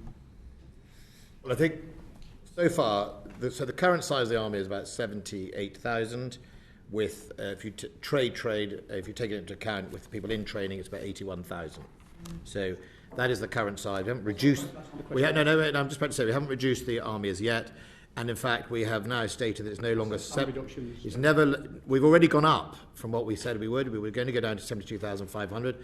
We've gone up to 73,000 because, as I've said, as the threat changes or the requirement changes, we should look at that. What I can tell the committee is I asked the Treasury a few months ago if I could look at a challenge around the salary rather than the numbers to see whether or not there is a way of reducing the overall salary bill of the armed forces. I don't mean cutting people's pay, but fundamentally, if you ask the Army why it is structured the way it is, and if you look at what the Navy's done a huge amount of work of reducing onshore Navy people to get them out into ships and asking themselves, you know, why have they so many of their personnel onshore and not at ship? And if you ask some traditional questions of the Army, like why is the Army structured the way it is, there hasn't really been much challenge or thought about that. So I have asked for the first issue, secondary to this threat, is can we get away from the arbitrary numbers game that we've all been in for 30, 40 years, where someone just picks a number and you reduce it? If the Treasury is keen on reducing the costs of anything in a department, whether it's the civil service or the military, we should be asking the question of, is there a way of doing it separately? Because you could have a lot more people for less. I was talking about some of the factors you have set out. And then the overall size of the Army. Is still in agreement that the planned reduction in the armed forces set out in the command paper and future soldier is correct? At the moment, we are still in the position where we are working towards reducing to 73,000. Look, can I deliver the effect that is required in the Defence Command paper with a force of 73,000 plus the reserves? The answer is yes. But as the threat has changed, and that command paper was done before the threat, we should absolutely be looking at all things, including the sizes of all our armed forces. Now, it's not just the Army, because I think so what we may see... So you actually are looking at whether... Well, across the whole of the armed forces. To change the actual size of the armed forces. Across the whole of the armed forces. You're looking at that, yeah. Well, I'd say that across the whole of the armed forces. Because it may be that one of the ways we want to get more littoral strike group commando force out is actually you increase the size of the Navy to get more crews. Yeah. It may be that you need to recruit... We understand that, but I think we've got on record now that you are looking at the size of the armed forces. So armed forces, yeah.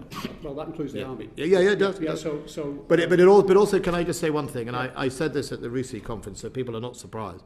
If the decision was to be made to increase the size of the Army, do not be surprised if it's not in the cavalry or the infantry. People shouldn't think that it's, one of the lessons of... Guess what? We know a little bit about the armed forces on this committee. Yeah, but you know what I mean. People are. It's quite interesting how attached people are to platforms, almost like a sort of historical way. The lessons of Ukraine are our deep fires, our air defence, our electronic warfare are deeply inadequate, and we need to invest in those areas. We got that slightly right in command paper because that's where we did increase. Okay, just conscious of time. So we've got that on record now. And you mentioned looking at salaries. So just again for the record, have you made any representations or are making representations about increasing the size of the defence budget? You mentioned 2.5 before. Are you in any discussions or are you in agreement with number 10 that there shouldn't be any increase in the defence budget over and above what's planned? Well, within my spending period, which finishes in 24-25, I have not sought to increase that budget because... Well, the question I asked... let me finish the answer. But I have made it perfectly clear that we took, before Russia invaded Ukraine, we took a decision that there would be a dip, sort of sunset and sunrise, the former Chief of Defence Staff used to talk about, in capabilities while the 26s and 31s, the Boxers came on stream in the Army, for example. We were going to take that dip. The threat has changed, right? So I take a view that some of those areas we were prepared to take a risk in are areas we shouldn't be prepared to take that risk, and therefore I made no secret of the fact that that is a place we would look for more money or more investment, and I wanted to continue because the PM was really the first to reverse taking the peace dividend and put an investment in, that I want that to continue. So despite the comments coming from number 10 last week and the Prime Minister, you actually are looking at the size of the armed force and the budget. Let me just put one final question to you then. So in that case, let's just keep on the budget. Based on the lessons and experience that we've all seen or had in Ukraine, is there anything that you can see that's happened there that in any way suggests that we can maintain, we can provide a credible response at whatever level with the current budget? Well, whatever that our response against Russia has always been as part of an alliance. Has always been. Go to NATO countries and so forth. And you know, it goes right to the heart of our debates about how 360 our frigates should be, because should they be completely equipped with everything, or do we plug into a wider navy? If you look at the Cold War, Britain had some real strengths, but also had some real inadequacies in its surface fleet, because it always took the assumption to be part of an American NATO umbrella, right? So it is absolutely the case that if we were engaged in a conflict with Russia today and yesterday and tomorrow, we will always be reliant on the alliance, right? And the plus side, and it slightly goes to the availability of ships and things like that, we now have Sweden and Finland coming into NATO to protect the North Atlantic. I accept all that, but that isn't the question. The question is, given the lessons and experience of and the threat that you've talked about coming from what's happening in Ukraine, is anything there suggest that we don't need an increase in the defence budget? I have said I would like an increase in the defence budget in the mid-20th. I mean, maybe I could read out what the Prime Minister said at NATO, because I think that's quite... Is he listening in and giving you lines to take here? No, I think it's really important that you understand the context of what he said, but also what he said and why it's important. So he said, the truth is that we as an alliance, that's to NATO, are compensating for years of underinvestment in defence. I don't think anyone on this committee would disagree with that statement. We need to invest in the long term in vital capabilities like combat air, while simultaneously adapting to a more dangerous and competitive world. The logical conclusion of the decision is 2.5% at the end of the decade, remembering that goals set in Wales in 2014 were for a different era. So that is, like you said, a recognition that the threat has changed, the recognition that we need to invest, and the recognition that 2030, by the end of the decade, is 2.5% of GDP. Apropos that, Secretary of State, the integrated review and the Defence Command paper were published before the invasion of Ukraine, which we all know in security terms is a 9/11. It's a complete game changer. That's been evident already today. We're an all-party committee, but my colleagues were happy for me to read out one paragraph from the conclusions of a paper that was released a couple of weeks ago by the Conservative Backbench Defence Committee, of which you were given an advance copy as a courtesy, where they concluded, quote, "It is recommended most strongly that the conclusions of the integrated review and the Defence Command paper be revisited, and the associated military cuts to both manpower and capabilities be halted immediately, and a threat-based review carried out post-Ukraine, supported by increased defence spending in real terms." Is it likely, post the Ukrainian invasion, so that's the view on the Conservative backbenches, but I suspect most of this committee wouldn't disagree with it one jot, is it likely that there will be some new chapter to the integrated review? There was a previous review a few years ago that was slightly overtaken by events. Will there be a further document or a new analysis in light of new events? Well, I can't speak for the integrated review. It's the Cabinet Office number 10 document as such. What I can say is that Defence Command paper, I personally reread it the other day. I mean, a lot of the assumptions are absolutely in the right place, right? Resilience matters, investing in EW, SIGINT and all the extra stuff in Army 2030, which we were looking at, absolutely turned out to be exactly the areas we need, areas around unmanned, subsea, etc. But do I think we should do a piece of work looking at the threat and the lessons learned, which should infuse into the department and change, if necessary, some of the things? Yes, we should, and we will. Of course, we're doing it right now in a sort of ongoing process, but there is definitely a time where we will have to absolutely look at Ukraine and learn the lessons. Some lessons we're learning as we speak. Supply chain on... in the old days, you wouldn't have viewed them as complex weapons, but they are now, like the NLAWs, things like that are, Richard and you and I day, they were viewed as pretty basic and didn't have a complex supply chain. Now they are as complex as a warship, which leads big problems when you're no longer buying them. So those are absolutely really important things we're learning right now. The use of the ability to provide resilience to your allies in training and helping along. So we sent the Ranger Battalion to train on the NLAWs literally a few weeks before the invasion. which showed that if you can... Only because we're tight for time. Yeah. So to So be look, clear, there is you're not talking about a full-blown review of the review. It's absolutely... But you are talking about a lessons learned exercise. Absolutely, and we'll be happy to share as much of that when it happens. And I think there are two parts to this. When do we do a sort of fixed lessons learned? Yeah. And do you do that at the end of the conflict? And when can we do a running commentary that is so important we have to get on with it? But, the plus side is, we have been given more money. Some of that £2.3 billion of military aid and military support is to refurbish our stocks, because we've given away some, and indeed to accelerate to that. Thank you. Just to expand that further, though, if the Prime Minister is saying to increase the defence budget by 2030, then there is a recognition that we're going to need more money. The world's getting more dangerous, so we need to invest more in defence. And you've articulated that now with a recognition that you are going to have to look at aspects of the integrated review.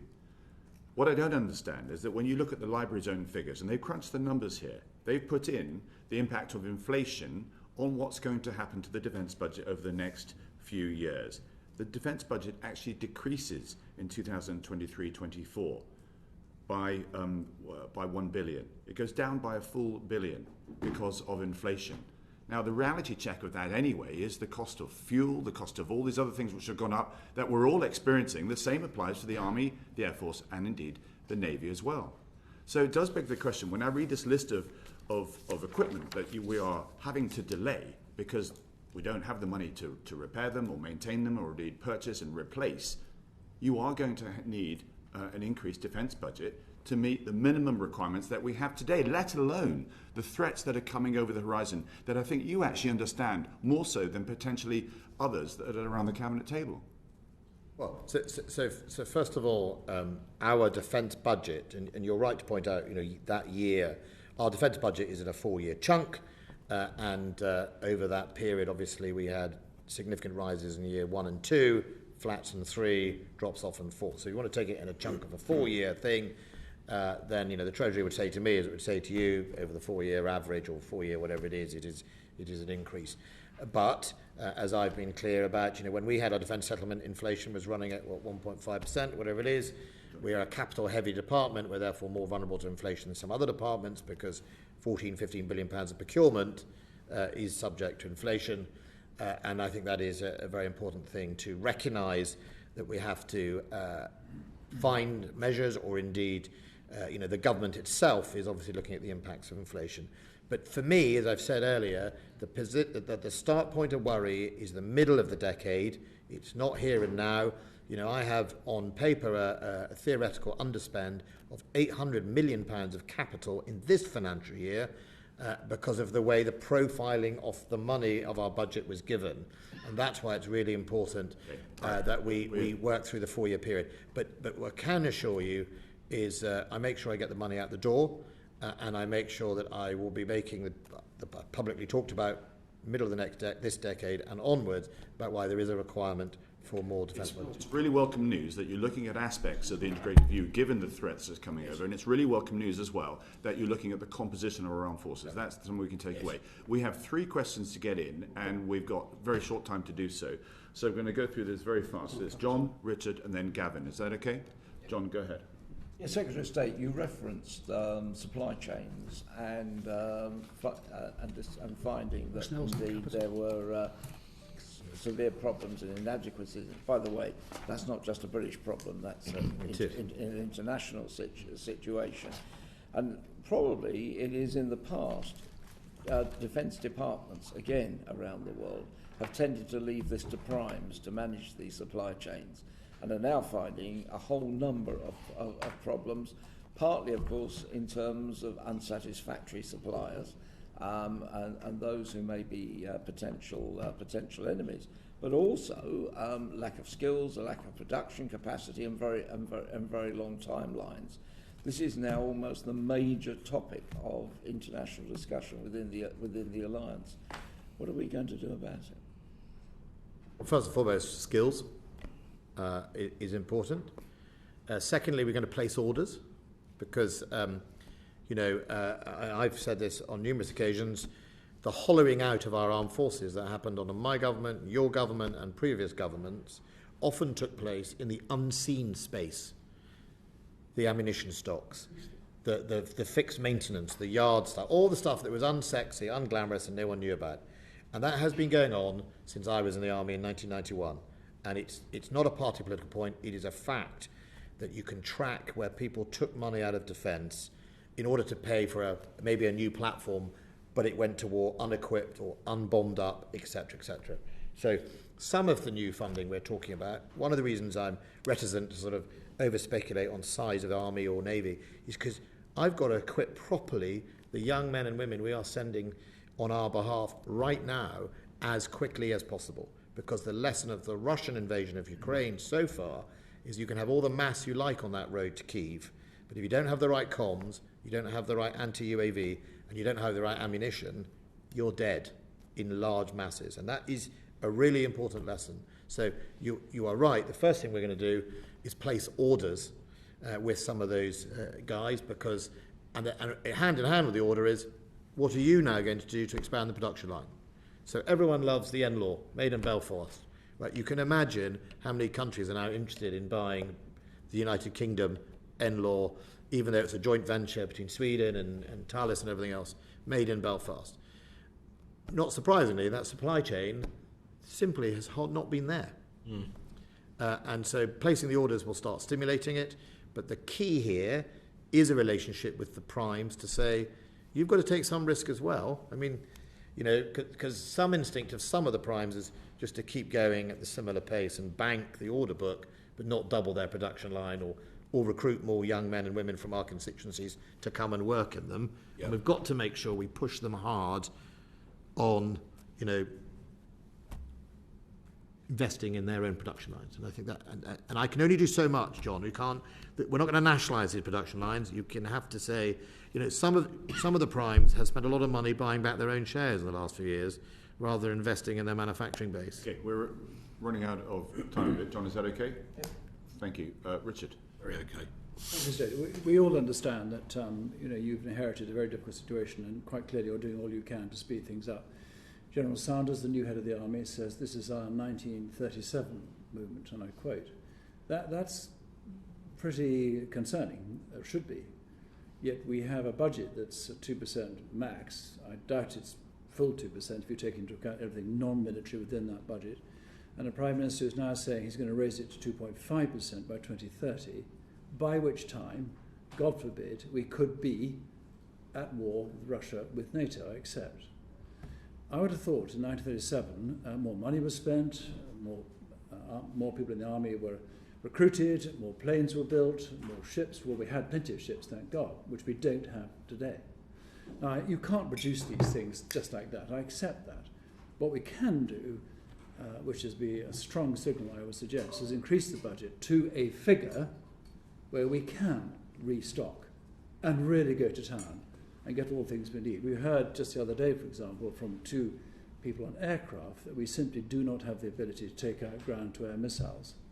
One of the lessons learned in Ukraine is the aircraft going into enemy airspace are being shot down. Even the Russians aren't doing it because these missiles are so effective. And we don't have the kit in the planes to detect and destroy these batteries on the ground. So we are not ready for war, I would suggest.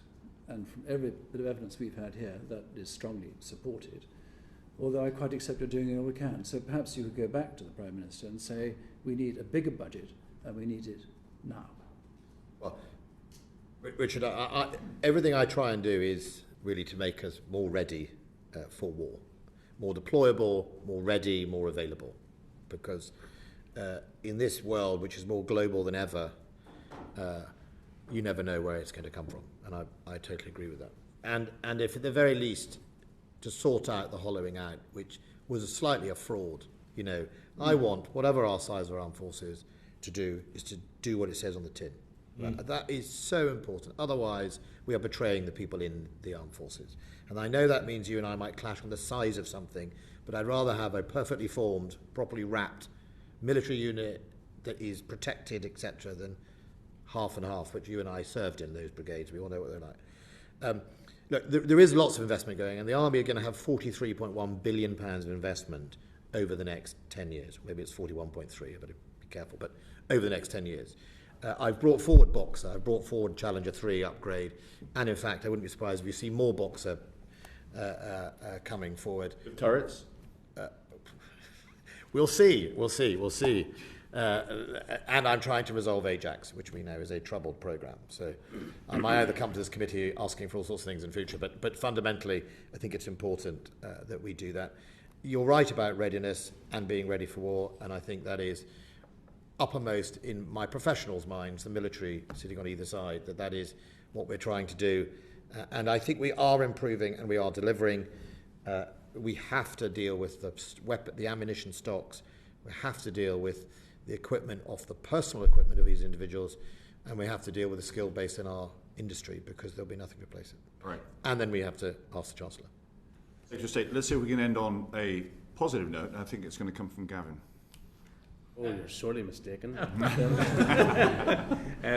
Secretary of State will not fall out, because I think you're right about in-laws and the utility that they have shown in Ukraine. Yeah. And I do think you're right to say that there is a requirement on manufacturers to share risk, albeit I think in that particular platform it is much more complicated in the recommissioning of certain component parts, and that's not just risk that a manufacturer can take. That's through years of testing and so on. So there are some complexities in this that aren't just as easily suggested, that there's risk to be shared and production to be increased. I wonder, could I just ask you then about the continuing change in dynamic in Ukraine, and how that is impacting, or how you're managing the impact of a requirement A being required in location B, only to find that the dynamic changes, the environment changes, the requirement is no longer there, in both provision of equipment and in training. Is that something you're managing well? I think internationally we are recognised for the contribution we are making in this, but it nonetheless remains a challenge, and it will continue to be a challenge. So could you help us understand just what that dynamic is like? Yeah, the Ukrainians have got to a point where the Russians have sort of resorted to base. They've gone to a sort of meat grinder type process of Soviet grinding away meter by meter at huge expense to themselves and to the environment they're operating in, smashing up, flattening infrastructure, destroying, by the looks of it, most towns. No rules of war seem to apply, ranging from rape, war crimes, targeting civilian infrastructure, targeting food production, targeting supermarkets and shopping centre. That is at a cost, but it's obviously a government and regime that doesn't seem to care much for its own people, and it's grinding through. The Ukrainians are managing to make them fight for every metre. So far, Russia still doesn't have any of its major objectives. It has, we estimate, over 25,000 dead Russians of their forces have been killed in this short period. If you compare that in a decade of Soviet Union and Afghanistan, they lost 15,000 people. That's 25,000 is our estimate. I think the Ukrainians are estimating 35,000, so I would say somewhere in between. But nevertheless, add that to 3 times the amount who are usually, the rule of thumb is 3 to 1. Someone's killed, there are 3 injured or damaged people. That is not a lot of stuff. The Russian ammunition stocks are declining significantly. They're taking out of storage ancient stocks. One of the reasons they're not as effective at the moment is you take out shells and things that are 30, 40 years old. They just don't fly as well as they're supposed to. And some of the equipment they've been using is the wrong missile system at the wrong targets. They still can't do dynamic targeting, the Russian system. Their aircraft aren't flying. They are in some areas, but they're not flying where they would like to. Given the scale, I think 200 plus aircraft, they're just not able to deliver the effect they want. Significant numbers of changes of generals who have been sent on extended holidays while a new replacement appears, or indeed casualties taken by senior officers, mainly because they're being forced to go forward. So the Russians are not winning. Yes, they have taken some ground recently, but I think that is partly the Ukrainians have taken the quite right decision that standing or fighting in a certain part is not worth the loss, given that what they will need to do is to have a withdraw and regroup. I mean, it's a perfectly logical thing to strategic boundaries that make a difference. The Russian Navy is stuck. It can't, for all of the fact there isn't really a Ukrainian Navy. It's an interesting effect on missiles and vessels. They are hugging the coastline. They don't really seem to go very far away from Crimea for fear of being hit by coastal batteries or Turkish UAVs, which makes them incredibly vulnerable to strike. We saw obviously the flagship go to the bottom of the Black Sea, and numerous ships being hit by a range of munitions. And I think that's an interesting question. It's the sea version of the tank at the moment. Unless you have active protection armour and you have a proper counter-missile defence capability, you are very, very vulnerable. And my point to the Army about both Boxer and Challenger is, if you focus on pure numbers, but you don't protect it properly, and you don't give it, let's say, a javelin attached or an ability to reach, you're just going back to that parade ground numbers versus, in my view, a proper RAP. And I think it's the same in the ships space. Britain's contribution, we're £2.3 billion of military aid. Our contribution has been everything from actual military aid, such as the NLAWs, all the way through to convening the International Donor Conference. We did it in February, I did it in March, and now the United States have sort of stepped up to chair it, and it's grown from 25 nations into 40 nations. It's mainly coordinated through, and I'm not sure, but I'm happy to try and facilitate. It's an American base, but if you want to go and visit in Stuttgart, IDCC, the International Donor Center, Donor Coordination Cell, you'll find that 40-odd people there are Brits, and we're the biggest single contingency. And we're now transferring that know-how into training and coordinating training, because as we've gone up the pipeline from effectively fire and forget, simple in a sense, but very capable, NLAW, point at something and blow it up, and into the HIMARS and the GLRS, and our GLRS are in country now in Ukraine, or some of them are as GMRS. That requires more training, and that is really important. So I've laid a statement today in the House. I don't know if it's been, I was hoping it'd be in advance of the committee. It's just giving detail of the training we're rolling out of 10,000 Ukrainians in the UK. That's not special arms, that's basic battlefield casualty replacement training. We have started to do that. The MPs, I'm happy in private to write to the committee about where those locations are. It's not secret. What we just don't want is piling in. And we have started to do that throughout the United Kingdom.